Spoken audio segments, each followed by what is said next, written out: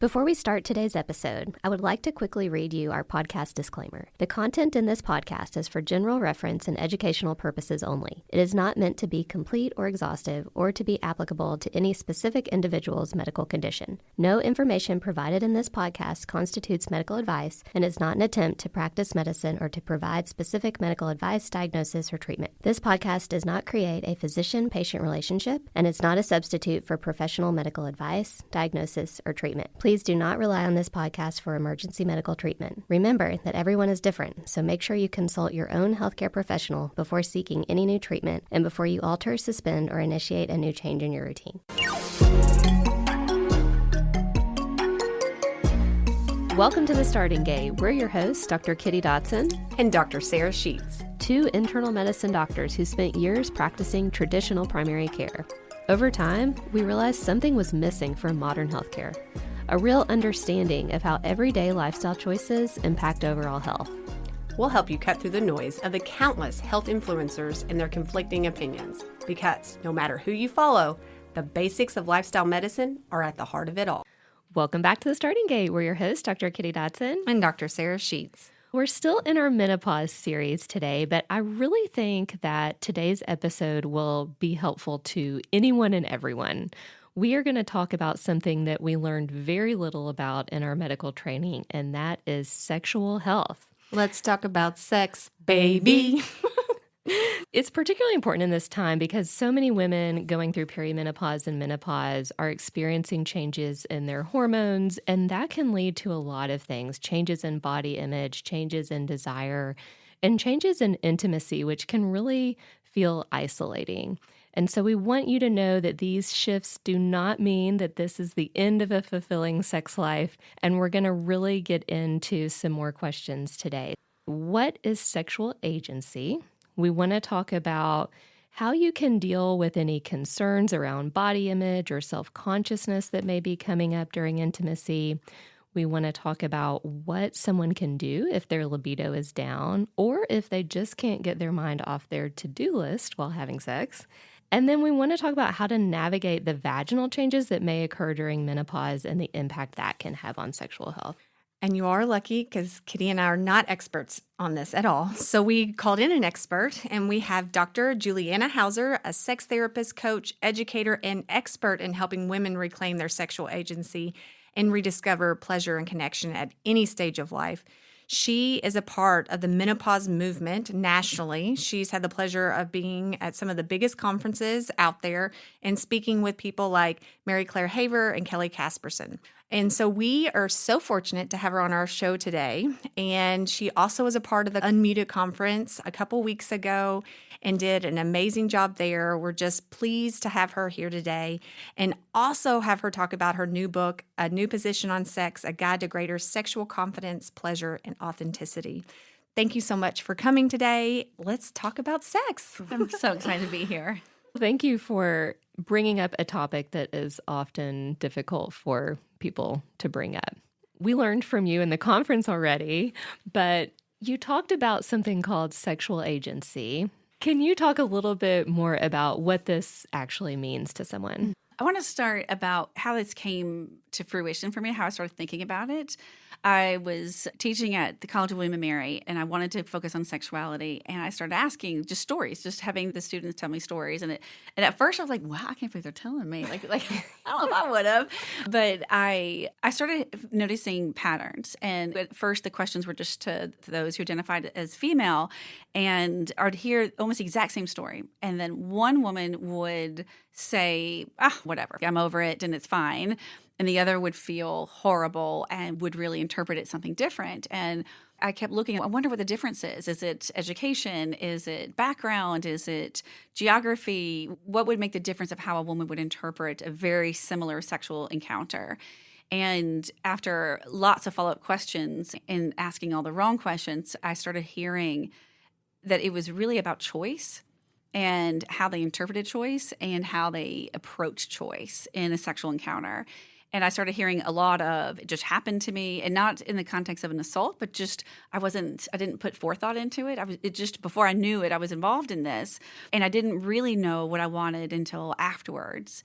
And that self-abandonment or the feeling of where was I? Then I left the college and started asking all sorts of people these questions. And I remember this one woman who was in her 50s, and she was actually sobbing and said, I could go back to almost every part of my life and saying, where was I? Where was I in it? And that felt pretty haunting, and I could relate to it. And so then I started asking questions about how do you make sexual decisions? And no one knew how to answer that. It was like no different than I make any other decision. Oh, okay, how do you make those decisions? And I was like, well, just decide. I don't know. It's either right or wrong. And I knew that wasn't good enough. And I combined that with my work as a therapist. And as I am able to really debrief and spend a lot of time with people, I realized we don't have the skill of decision making. And that's a problem in any area of our life, but it's really a problem in our sexuality. And it's a big problem because it's a space where we don't have lots of education. We have lots of rules. We have so many mixed messages about ourselves and about our sexual culture. It is political, it is religious, it is cultural, and we don't know what to do about it. We don't have a lot of places to talk about it. So I started looking at what would be the solution and how do we do it. And then the term agency came across. I don't even remember where I saw the word, but it felt right. And for me, what sexual agency is you learning what you want and then you learning how to live through what you want and making decisions with purpose and intention based on the truth of who you are. And I say it's a noun, it's a verb, it's a concept and a skill. So I teach people how to have agency in their life, inside and outside of sexuality. Can you give us an example of what this would even look like? Like, how do you put this into action? I'll put it in the context of a sexual connection. One of my favorite exercises is this thing called the 4-quadrant exercise. And it was one of the things that I ran out of time to talk about at the conference, but it's one of my favorites. And it seems really simple, but there's actually a lot of complexity to it. And I've seen people cry doing it. I've seen people really get upset and have lots of insights. Other people have lots of fun with it. But the basic is that you take a long list of sex acts, everything from holding hands to something that you don't know what it is and you have to look up the definition of it. So you want a whole variety of that. And then you have a piece of paper that has 4 quadrants on it. And one is sex acts that I've done before that I want to do again, sex acts that I've done before that I don't think I want to do anymore, sex acts that I haven't tried that I'm interested in, and sex acts that I haven't tried that still feels like a no to me. And then you take each sex act and you put them into the quadrants.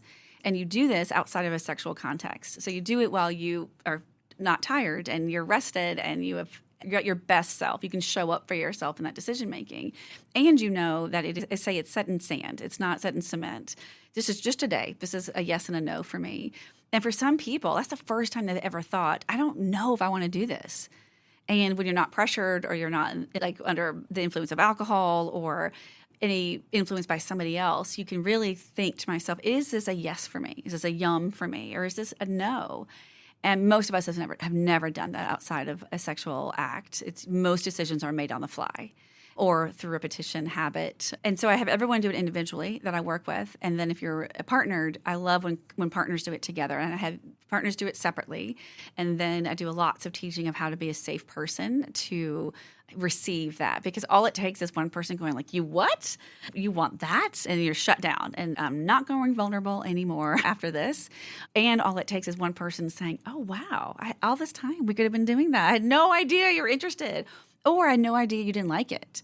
I wish I'd known. And so it's really powerful individually or in a partnered. And that's an example of sexual agency, that you do it ahead of time. But there are also places that you can enact your agency on the fly. It felt like a yes, and I was happy in doing this. We're making out. And then all of a sudden it's progressed to this place. It's like, tonight's not the night. Like I pushed myself to do it because we haven't had sex in a while. And I feel bad and you're interested, but I don't really want to. And it's that moment that you're in that like in between that I want people to enact their agency. And agency is a yes sometimes and sometimes it's a no. It's stopping time and asking yourself in the most basic sense, is this what I want to be doing or not? And then learning how to put a voice to that. And if you are in a relationship that it's not easy to say no to, which is not, again, I'm not putting this in assault. Sometimes we just don't know how to say no because our partner doesn't know how to receive a no. Then it's saying this is where we need to put things back and have those conversations of how do we say yes and no to each other. How do you suggest couples bring this up to have this discussion so it goes well and doesn't make things worse. I often say use this as an excuse. I heard this podcast. they said to do this, or Juliana did it, like whatever it is. If it's not common to have this discussion, is like blame it on somebody else. But if you are somebody that can just have that conversation, every couple's different. And so some, they're best in the morning. Some, the kids have to be asleep at night or it's not going to happen. Whatever it is, or you have to plan the time out. Know what you as a couple need first and make use of that knowledge. So it's the details of how you set it up, I think, really has a variety to it, but you don't just pick it randomly. Really pick it, because sexuality is a hotbed of emotion.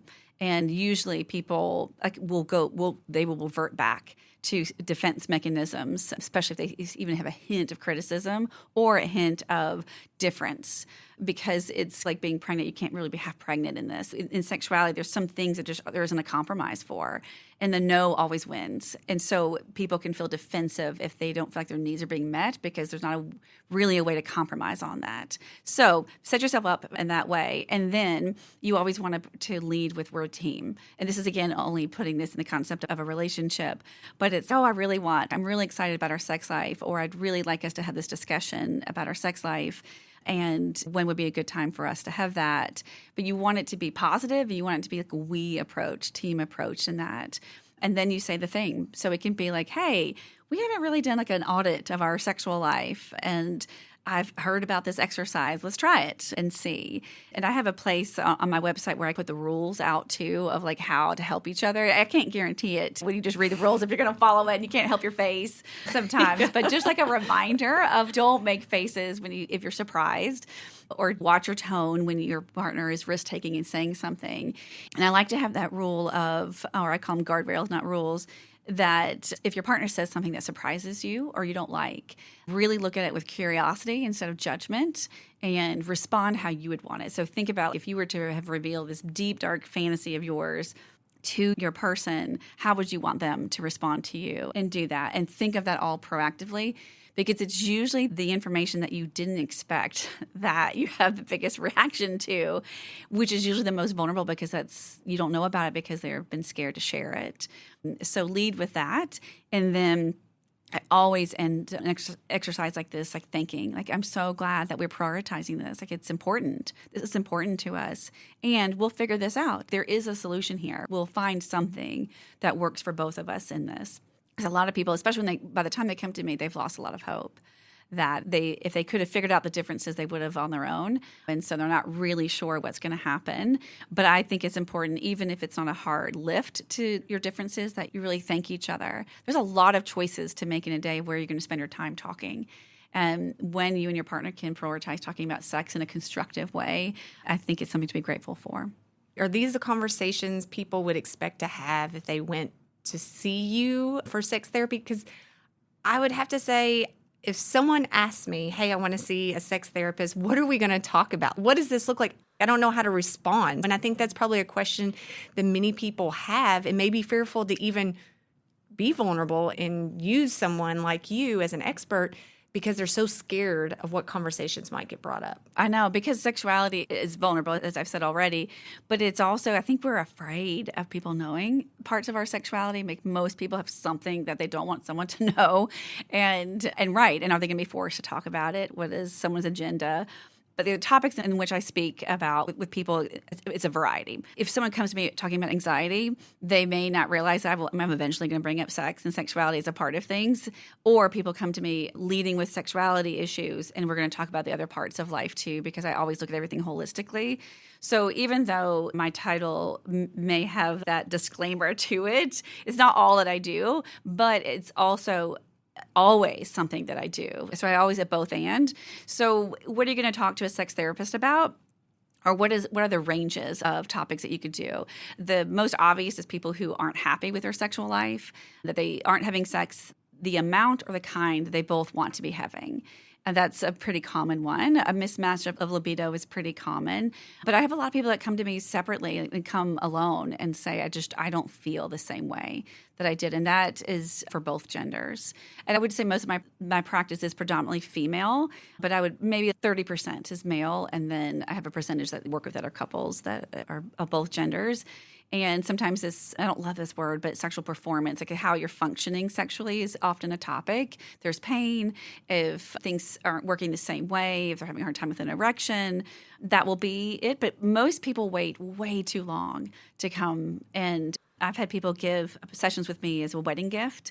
And I think that's so fabulous, because why not get ahead of this? Because we know everyone's walking into our relationships with not great sex education. And so I've even done that. I do sex education just preemptively. I love that. We're all about too. prevention here. Yes. So that is a great thing that had not crossed my mind, Kitty, Yeah. as a way to be preventative in this specific part of our health. And I do have couples that do that with me, that they come and they say, we don't really have any big, huge problem right now. But because we don't have a big, huge problem, we feel like we have enough space to talk about something that we don't talk about very often.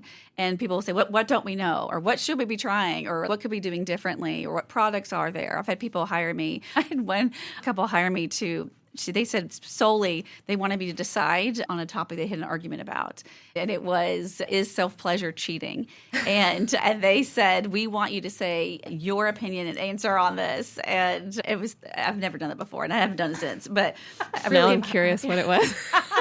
I said it was a longer answer, but I don't think it is. But I think one of the reasons why it feels hard for people to consider going to somebody who has an expertise in sexuality is that we don't really understand what sexuality is. And we think it's only about sex acts. And so when you limit it to that, then you really do think the only thing that you need help with is having sexual connection with yourself or with somebody else. And I think that's a part of it, but it's not all of it. And when you understand that sexuality can be looked at holistically, then you see why you would come to someone who's a sex therapist, and then you're not going to just talk about sex. You can talk about everything and all parts of who you are. And that, to me, is a really exciting thing that has changed in my career. Something that's a different thought that I feel like I don't hear from a lot of people on this topic. Can you just explain, like, what are things that surprise people that they don't connect as part of their sexuality? Even just talking about the word power, that's one of the 9 pillars of holistic sexuality that I speak about. And when we talk about power, obviously there's all of the sexual violence aspect of it. But I actually say, let's talk about flirting and seduction. What does power play, and where do you get power in your sexual energy? There's so many different things to talk about how power infiltrates themselves into who we are as sexual beings, and how we use power to either enhance or diminish who we are as sexual beings, and how we look at how power is used in a sexual connection, whether it is overt or not overt, even like talking about like sexuality in the workplace. One of the really interesting conversations that I had was with female priests in the Episcopal Church, and talking about what it was like for them to be pregnant and to be standing up there and realizing everyone was looking at them thinking, oh, you've had sex to have most, some people do the IVF, but, like, oh, wow, you are a sexual being. But if it was a male counterpart, then they aren't sitting there thinking, oh, their pregnant wife is sitting there and he had sex with her, but she looks like a sexual being. Or having parishioners talk about their hair. And that, again, doesn't necessarily exactly sound like your sex life, but it's a huge part of how they would show up. And they didn't have a lot of space in which to talk about, how am I a sexual being without being sexualized? I think a lot of people have that version of the conversation in their own life, depending on what their profession is or how they're showing up in the world too. And I think you're right. Like, how am I perceived, especially for women, I think is a lot of how women view sexuality is, am I sexually attractive to someone else? Mm-hmm. Is my performance good to someone else? As opposed to really thinking about what they want out of their sexuality. Yeah. How do you advise a woman that's never really put themselves into the mix to just get started and thinking about that and thinking about what she actually wants out of the situation? I love that so much. And the word I use for that is sexual currency, like the first part of what you're talking about, of how sexually desirable am I? How sexually desirable do I want to be? And where do I prioritize who I am as a sexual being in my life? And a lot of people put it as a luxury, not as a necessity. And that's, again, like where I like to go into the conversation of, I want you to prioritize who you are as a sexual being so much more. than you are. And let's start with something that feels more accessible, which is why sensuality is the first pillar that I go to when a woman is learning about who she is as a sexual being. And I want everything to be individual. Even if they're partnered, we're not talking about who she is as a sexual being compared to anybody else and in relation to anybody else. And sometimes we're there a long time because a lot of women are taught that their sexuality is for somebody else and determined by somebody else too. So we have to unlearn a whole lot. I used to run this workshop called Finding Sexy. And I remember it was like crickets. Like no one wanted to come to it. And they all thought that they were going to have to wear boas and lingerie. And I was like, what? It's like, no. I'm actually saying, what is sexy? What does that mean? And because it was such a hard lift to get people to come to that workshop, I infused it into this work because I thought it is also an act of agency of what do you think is sexy about you? What does even that word mean? What does sexy mean? And why is it such an offensive term to so many people? They don't feel it applies to them. And so we start with sensuality because maybe everyone doesn't have all senses or the same access to all of their senses, but everyone has some of them. And so we have more of a common language to begin. And because sensuality doesn't have to be positioned within sexual context, it's just an easier entry point into looking at it. And some of the most exciting conversations I've had, especially in this pillar, is a woman who's like, oh, I'm not a sensual person, not at all. And then by the end of all the journal prompts, because in the book I only give 5, because the book can't be forever, but I have a course that the book is based off of that I have really 30 questions almost in every single one of them. By the time you're done with that, by the time we've worked through that, I love it when a woman is like, oh, this is the touch I like, this is what I like to look at, this is the sound that I have. And we do all of it inside of a sexual connection and outside of a sexual connection. And even if a woman comes to me feeling disconnected with who she is, sometimes she'll still start with it because it is an easy script to draw from, even if it's not authentic. And we'll start there, and then we'll move to make sure it is authentic. And oftentimes, outside of sexual connection is when we really get the answers, and we'll go back to it. So that's the starting point, is I think sensuality.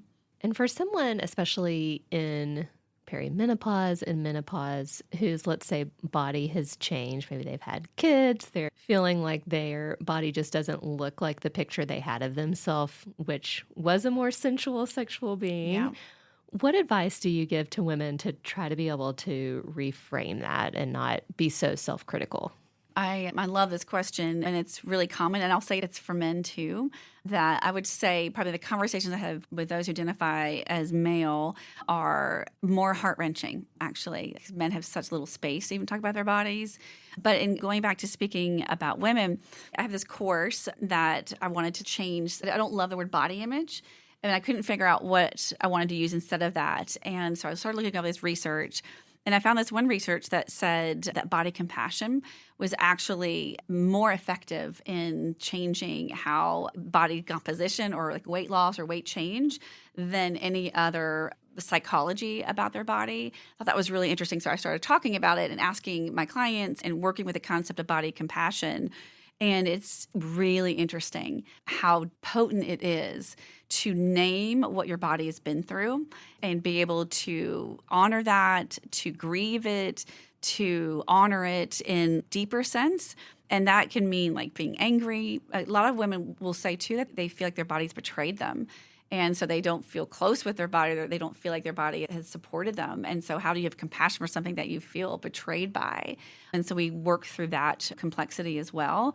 But in the course and in the process of going through body compassion, I have found, I wouldn't say that it can be this miraculous, like you're going to turn from like hating your body to you're now doing nude photo shoots for billboards. But what I really love is when a woman can say, I don't like this position that we're having sex in because I don't like how my breasts hang, or I don't like my belly, or my knees don't work anymore.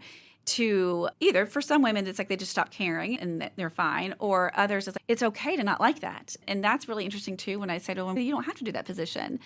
Or it's okay to not like that's how your breasts are hanging. We can find a different way that you do feel comfortable with. Because I think with the body positivity movement or with body image campaigns, what we are teaching women is you're not doing it right if you don't love your body completely. And I think that's a dangerous message because I think it's a pretty big haul for some people to get to that place. And then, so if you're not at that place of loving your body completely, then what are you and what access do you have to that? So I think you have to look at it as a journey. And I like looking at it as a relationship with our body instead of a body image. And sometimes our relationships are going to be great and sometimes they're not.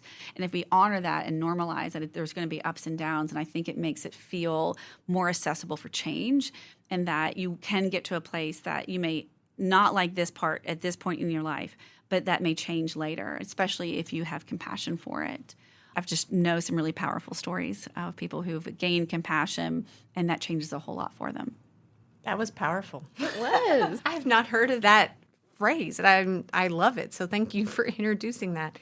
I also think that something that's really hard at this time, again, speaking about perimenopause and menopause for women, is opening up space in their mind for this and making time for it. Because when you feel like I have a plate that's so full and I have a body, again, that you feel is retaliating against you, how in the world am I going to clear my mind to be like excited for sex? Like how does that even occur? And that is so real. And again, when I work with somebody or with a couple really quickly I'm like, tell me about your day-to-day life. What is it like? And where is your energy going? And how are you taking care of yourself? Because sexuality, the way that we've positioned it in our culture is that it's definitely last on the list.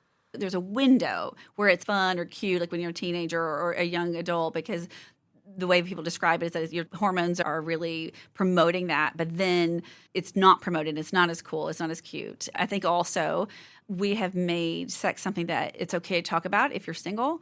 It's not okay to talk about if you're partnered. It's rude or disrespectful or it's betrayal of your relationship. That's something that's sacred.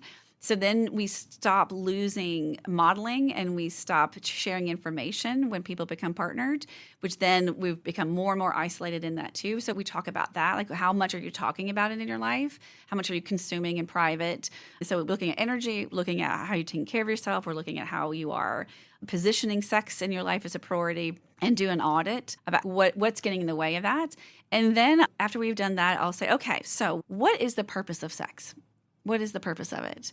And most people have never been asked that question. And so they'll pause. And there's some variety. Normally it's a procreation, like to have kids. But if you don't want to have kids or if you're done with that, then I guess it's pleasure. And that's usually as far as we get. Though some people will have a little bit more of information. But then that's when I step in with education about these are the physical benefits of sex or pleasure to yourself individually. And then we talk about relationally, what it can do for a relationship. And not that any of that is groundbreaking, but it's never top of mind. I have yet to have anyone in a workshop, in a speaking engagement, or in clients that can have a long list of what the purpose of sex is. Like, why should we care about it? We have a bad PR job in the sex world. So educate people on that, about why you would position it. Like, what is the whole point of it? We know why you would work out. What are the physical and psychological benefits of that? We don't know the benefits of sex. And so once you know that, it also helps make it more of a priority. But then we have to go back to it. So now we know the purpose. Now let's go back to what we know about what your life is. If you're exhausted, if you are working full time, you've got kids, you've got household stuff, or you've got any kind of stressors, if you don't really see a huge benefit or you're not having great sex, then why would you prioritize that over sleep? Because we know sleep is one of the most important things that you can do. Why would you do that? You have to be able to understand your why in order to prioritize it when you have a busy life, or if your body isn't driving you towards that naturally, if you don't have a natural interest in it, which some people are like that, and they don't have that. And there are different ways that our arousal gets affected. And I would say desire and arousal need to be really understood as well, so that you can figure out how to make it be a priority. I guess I've never really thought about the physical or health benefits of sex. I've thought about it in the term of pleasure and in the term of connection in your relationship, but I've never really thought about just the long-term health benefits. Yeah. So you bringing that up is something new to me. Can you tell me more? Yeah. Yes. Yeah. So and unfortunately, we don't have tons of research. I bet. Yeah. I With can imagine this getting a lot of funding. Yes. No, it doesn't. It should. Yes. And it's baffling to me, especially if we're going to look at women's sexual health too. There's hardly any. And the reasoning is that they will say it's just too complicated to really understand it, as opposed to an erection that is just hard, like where are the parameters? There's so much more nuance to female arousal. But that aside, what we do know is, and of course, if we're going all the way to orgasm in our pleasure continuum, then we do have a lot more understanding of like when you're having those hormones released from an orgasm, that the flooding of that has been studied enough to know that even if it's just a small amount for a short amount of time, that it is a really good flooding of hormones for your body. And that's a really good thing. And if you keep stacking that and you are daily or weekly or whatever, if you are having that oxytocin flooding, then we know that your body responds well to that. They haven't gone further as to, is it rebuilding things? Is it preventing other problems or diseases? We don't have that information. I can say psychologically, it often does. When I work with couples that they both are feeling sexually fulfilled, that's the word I like fulfilled more than satisfied, then whether their sexual contact ends with orgasm for both or not, it's still extremely bonding for the relationship. And it's the benefits psychologically of connection are huge. In fact, top 3 of what you can do for your relationships, for longevity and for connection. In my eyes, it's because you are really feeling those parts of being wanted, being seen, and being valued when things are really working together. And it's another reason why I think it's finances and sex are in the top 2 of why relationships don't work. It's because the lack of feeling wanted, seen, and valued in a sexual way is enormous. But backing up to the physical, they have done studies on self-pleasure and seen that it is helping. Psychology Today just came out with a study that they think it's lowering menopausal symptoms if you are having self-pleasure and orgasming through self-pleasure, that they think it's staving off menopausal symptoms or lessening them to a degree, which is great news. Love that. And then there's quite a bit of research on why you would self-pleasure and have orgasm through self-pleasure, like stress relief and lowering cortisol, as well as like ways to like even wake yourself up or go to sleep. There's different ways that you use the energy of sexual pleasure and orgasm. And I think that gets left off the list of things too. So when I talk about the priority of having sleep, if you have an orgasm before sleep, for some people it wakes them up, and so that wouldn't be the right thing. But for others, it puts them right to sleep, which is a great way to put you into your own lulling to it. But sometimes it doesn't work. Like if you're partnered but you don't want to have sex, but you'd like to have an orgasm, you're like, can you give me like 10 minutes or can I have half an hour? You go sleep over there, or you're sleeping separately so that you can have that. Sometimes that's the recommendation as well.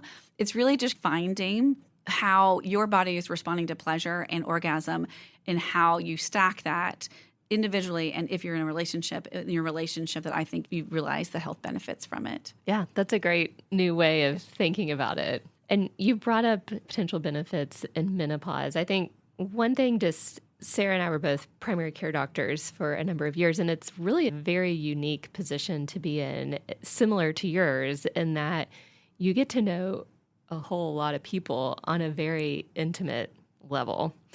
And bringing up sex was not something I did all the time, but I did do it fairly regularly. And particularly with menopausal women, I would always ask about vaginal symptoms. That's usually how I led into it. And almost every time I feel like I'd lead off with, are you having any vaginal changes that are causing pain or dryness? And usually they would say something about, yeah, I have no libido, just trying to get the act done to keep our marriage going, but I'm not really worried about it because I talk to all my friends and they say the same thing. And then I usually said something, which is terrible in hindsight, of, that's really what I hear from my other patients too. So know that you're not alone in that. But I didn't really know how to take it from there, as far as I could advise them on vaginal symptoms, vaginal estrogen, or things to do for pain, which we'll talk a little bit more about in a minute. But I didn't really know how to advise them on how to deal with this libido issue. Yeah. And kudos, thank you for being somebody who's bringing it up, because that's not very common.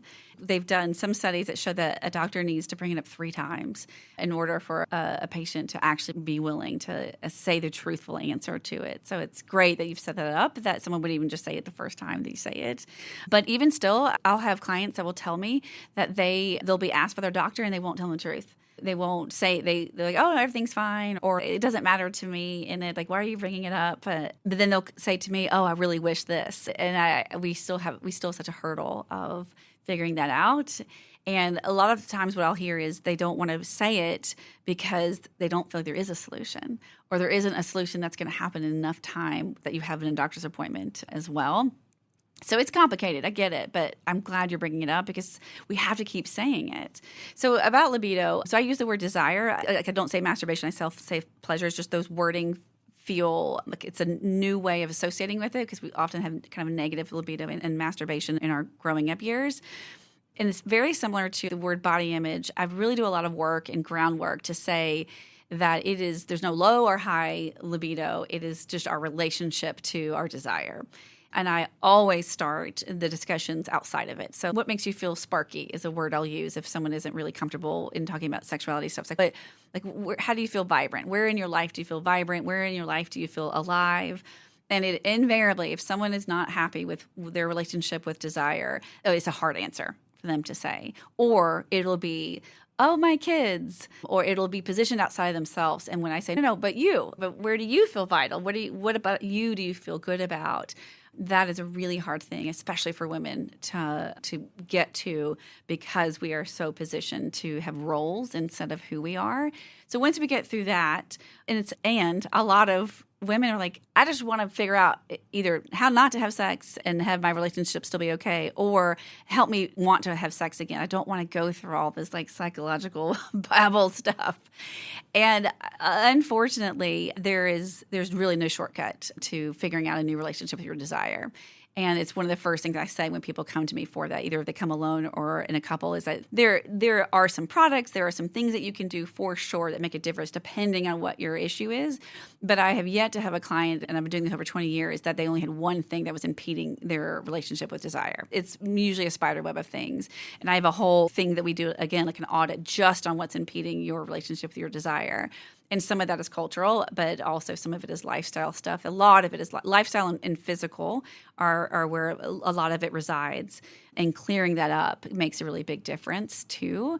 But I also want to take the pressure off. So usually what comes with that is like, how many times a week is good to have sex? Very common question. Yeah. Right? And what's normal? What isn't? And of course, the answer is there isn't. They have done some studies, but I think a lot of studies with sexuality aren't great in how they're done because I think a lot of people don't tell the truth and they're afraid to tell the truth. So you really can't rely on the data. And I guess the most reliable data we're seeing, once a week really is good for your body and it's good for your relationship. But there's certainly, I know couples that they haven't had sex in 10 years and they're very happy, very in love because it's mutual. And I think that the biggest problems with someone's relationship with desire is when they're in a relationship and that is mismatched. And then there's a really great book. In fact, it's the #1 sex book is Come As You Are. She's fabulous. She's one of my favorite sex experts in general. But this book is a really good book. And she really revolutionized the conversation about desire and really talked. And for a lot of women, it was surprising to learn the difference between responsive and spontaneous desire. That there are a lot of people when they have a mismatched libido and desire, it's because of that difference, that they have an expectation that everyone should have a spontaneous desire or everyone should have a responsive desire, but oftentimes it'll match differently. And so you never want to have sex or you always want to have sex or it doesn't take much for you to be aroused. It takes forever for you to be aroused. And it's, oh no, there's actually technically a difference.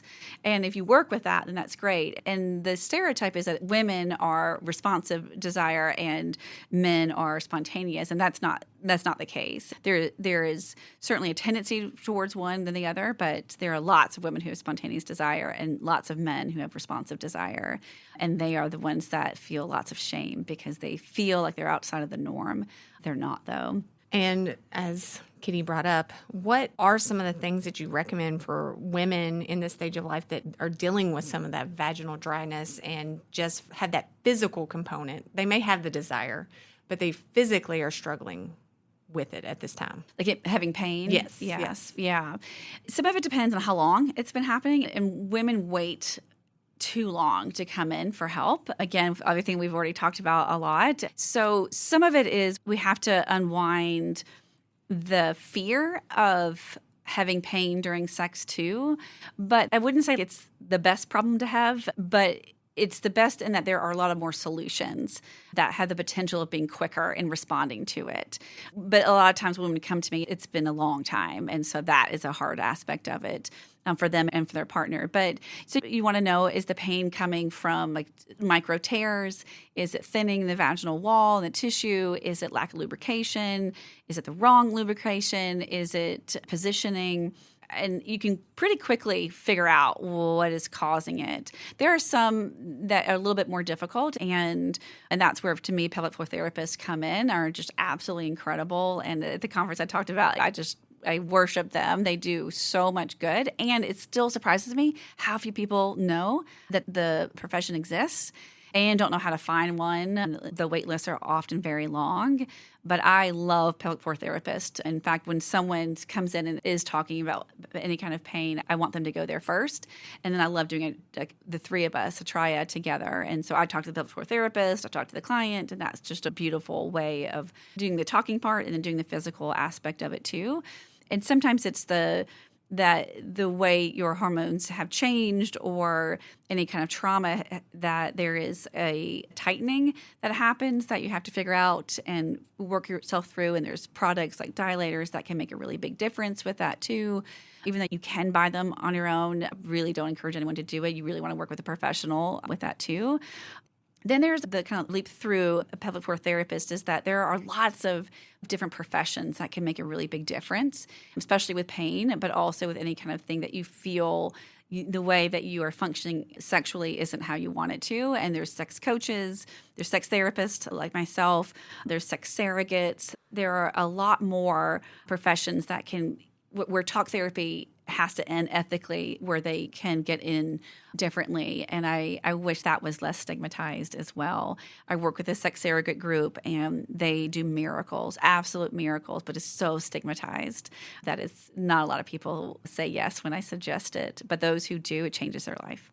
And if you want to know more about what pelvic floor therapy might entail, we did do an episode on that back in the spring with Kelsey Carnes. And so she really goes through, if it's something that you've thought about, she talks in that about exactly what she would be doing in there, just so you can be prepared. But if you are experiencing discomfort with sex, it's definitely worth seeing a pelvic floor PT. It is. And if they can afford it, I require it when we're dealing with pain, because I want to make sure that we're ruling out that it is anything physical. And sometimes it isn't. Sometimes it really is all psychologically based. And then I know that we don't have to worry about that aspect of it. But a lot of times there's a physical element to it that you want to have addressed. And they can address it pretty easily too. Not everyone is a quick fix, but it's something that talk therapy is never going to change. And I had a lot of patients where vaginal estrogen was incredibly helpful, because sometimes the pain really is just due to that estrogen lowering, thinning of the vaginal wall, and getting tiny tears from various things, not even from sex. You can get tears from minimal contact. But a lot of people don't want to put medication vaginally. I can't even think of how many times someone said, "Can't you just give me that in a pill?" And actually you can, that's inserted vaginally. But do you have any tips for someone to try to get over that hump of they're uncomfortable putting something vaginal on a regular basis? This topic gets me fired up because it feels like just such a perfect example of how we have failed women, that if we were properly sex educated, that it would never be an issue. Never be an issue. There's no other part of our body really that I have encountered, maybe you all have it different, that people would be this resistant to doing something that is so clearly going to help and like quickly help you. And they're like, nope, I don't want to do that. And I have a close family member who was having recurrent UTIs, and I was like, yeah, just vaginal estrogen, this will really make a huge difference for you. And she's like, gross. No, I would never do that. Yuck. And I couldn't believe it. I couldn't believe the hurdle that I was having to overcome with her to even consider. She didn't want to touch herself, and she said it was gross to sit in it. I was like, how much are you putting on?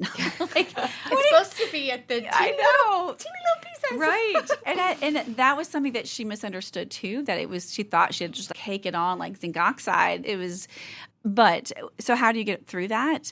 Is you start now. You start I'll talk to the woman who doesn't need it, who hears that question, oh, that's not for me. Yes, it is for you, because the chances are pretty high that at some point in your life, you're going to need to do something that you're to be touching. And I think people should be using daily moisturizers for their vulva anyway, but you want to start getting comfortable touching yourself. And it doesn't have to be within the context of arousal and pleasure, but just knowing what it's like to touch your labia and then knowing that it isn't dirty, it isn't gross, it's just a part of our body that needs you to give attention to it at times, and you just do it. You just put it on your fingers, and then you put it on your vulva, and then you move on your day, or you go to sleep.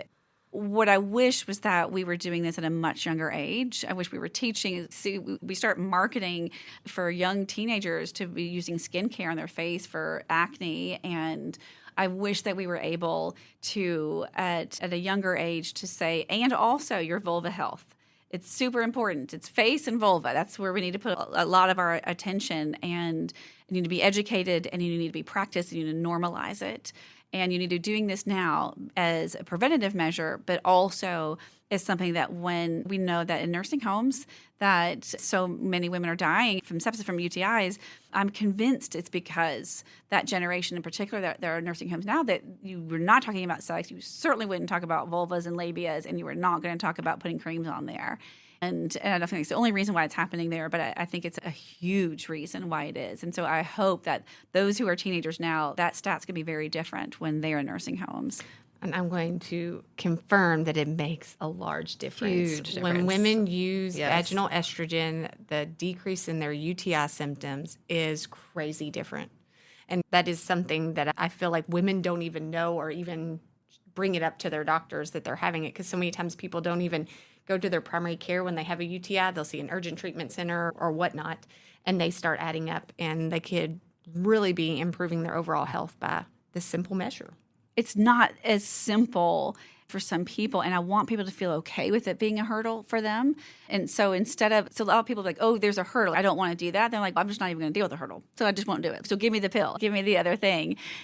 Or they just won't take the treatment, which is surprising to me. So what I want is, if you have a hurdle to this, then accept the hurdle and also ask for help around it.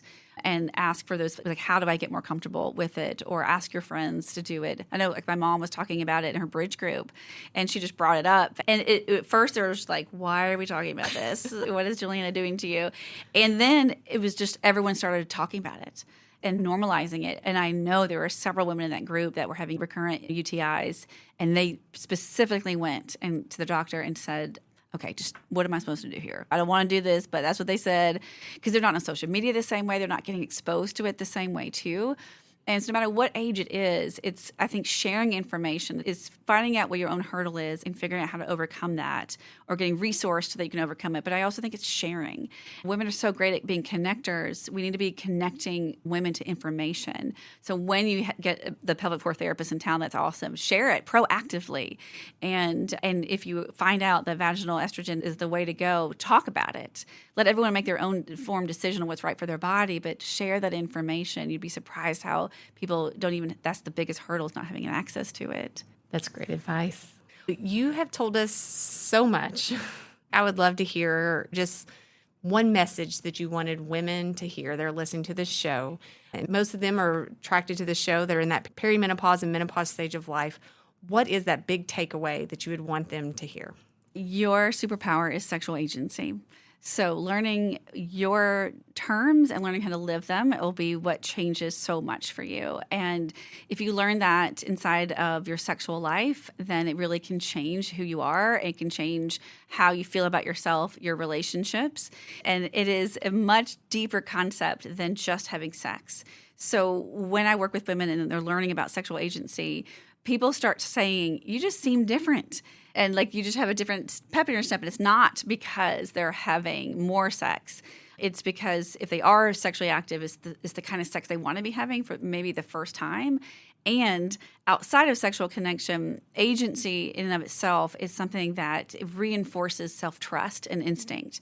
And when a woman is trusting herself and she's not self-abandoning and she is feeling good about the decisions she's making. And there becomes this ripple effect that spills out to all areas of her life and, frankly, to all the people's lives that she touches. And when, especially in perimenopause, if you are somebody that has children or influences children, and particularly women, we need to be able to have agency to be able to stand up for ourselves, to provide for each other, to help heal some of the things that are happening in our world. And sometimes it feels really big that how can we make a difference? I don't think it's too bold to say if you learn sexual agency and you change you're really going to be changing a lot in your community, in your world. And that is enough to do. And in fact, I think it's our birthright and I think it's our responsibility. Love it. Make it a priority. That's right. So tell us where people can hear more from you. So I'm on all social media platforms as Dr. Juliana Hauser, and then my website is dr-juliana.com, and then you can sign up for my newsletter on my website also, and I have different content on my newsletter than I do on social media. I mentioned your book earlier. You just had your book come out. Is there anything specific our listeners should be thinking about if they want to get your book or what they should expect from it? Yes. So the book is really based on sexual agency. It's a framework that is meant for everyone to be able to walk through, depending on no matter what your age or background is, and to be there to go to multiple times. I give personal stories, I give client stories, I give exercises and journal prompts. I have people that go through it, I have book clubs that are doing it, I have couples that are going through it together. You can do it on your own as well. And then I love highlighting that at the 9 pillars, the end of the chapters of the 9 pillars, there's a QR code. And if you go to the QR code, it goes to a private place on my website that goes through more content. So like the one on sensuality, there'll be more stories there. There's audio. There's people telling their own stories within sensuality. There's products that I really like there and playlists that would be related to sensuality. So I really like having the book be interactive. And there's a place that you can tell your own sexual stories too, depending on what the pillars are. And they're already starting to come in, which is really exciting. Oh, that's awesome. If this is something that you have thought, I probably need to address at some point, or even if you feel like you're doing well, I haven't had a chance to read the whole thing, but it's really a different way of thinking about it. And I think your book brings up a lot of great questions. Highly encourage women to do that. And yeah, if you do it as a book club, then you're getting that social connection as well, which, is one of our Life's on Medicine pillars. So we love that. Thank you for making this topic approachable, because I know that Kitty and I were a little nervous. We're like, oh my gosh, how are we going to make it through this show? I don't think I was really red-faced. Well, we did it. It was good. We made it. So I really do appreciate that, because I do feel like so many people just feel uncomfortable even bringing it up. And I feel like this was a very approachable conversation for us to have today. And we're just excited that you made it a part of our Menopause series here on our podcast and were part of the conference last week and just helping the women in Lexington live a more fulfilled life. I hope you all join us again next week. We will have our final menopause episode where we talk about the importance of movement in menopause, specifically talking about resistance training and yoga. We have 2 local professionals that specialize in women in menopause. So be sure to tune in to that show as we wrap up this whole series. See you next time.